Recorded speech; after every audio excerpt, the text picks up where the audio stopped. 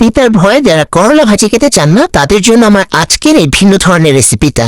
আজকের রেসিপিতে করলা, আলু, চিংড়ি মাছ দিয়ে তৈরি এই মুচমুচে ভাজিটা এত বেশি মজার হয়ে থাকে যে এইটা যে কেউ পছন্দ করে খাবে, একদমই তিতা লাগে না। তো চলুন রেসিপি শুরু করা যাক।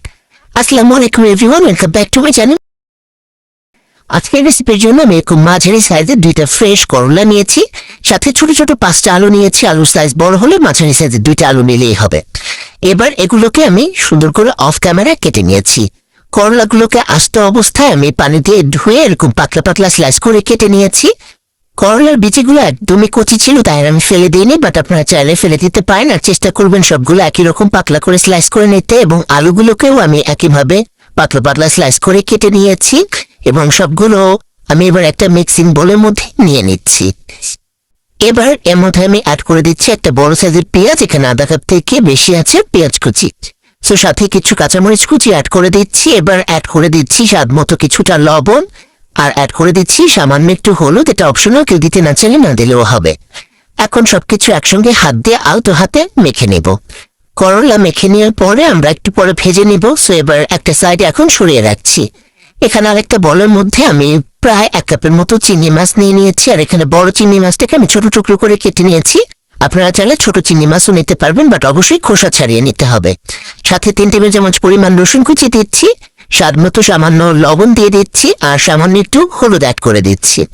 এবার এই সব কিছুকে একসঙ্গে ভালোভাবে একটু হাত দিয়ে মেখে আমি এখন একটা সাইডে সরিয়ে রাখছি। এইদিকে চুলা একটা হাঁড়িতে আমি বেশ কিছুটা তেল খুব ভালোভাবে গরম করে নিয়েছিলাম। সেই গরম করে নেওয়া তেলের মধ্যে করলা দিয়ে দিতে হবে।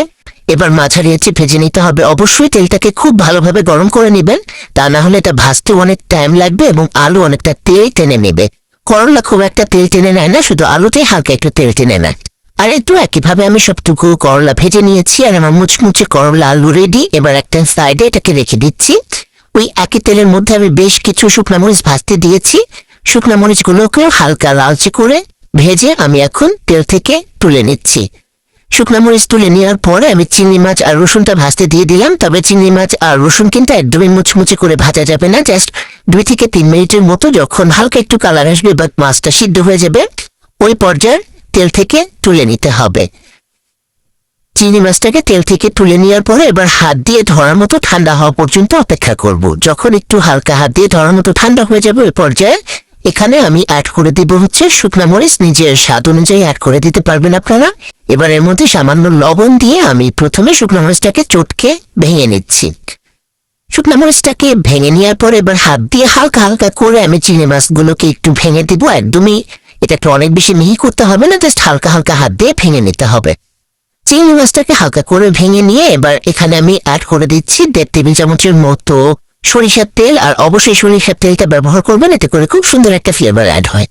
সরিষার তেলটাকে মিশিয়ে নেওয়ার পরে আগে থেকে ভেজে রাখা করলা, আলু এগুলো দিয়ে দিলাম এবং আলতো হাতে সবকিছু একসঙ্গে মিশিয়ে নেব।